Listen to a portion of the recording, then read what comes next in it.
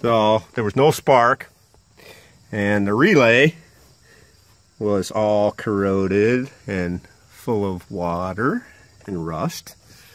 Now, go ahead and turn the key.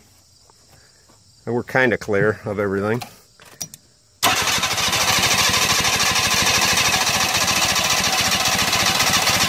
It wants to go.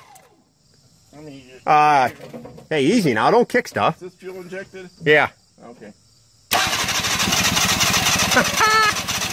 Come on.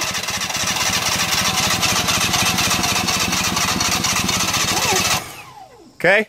Try it again.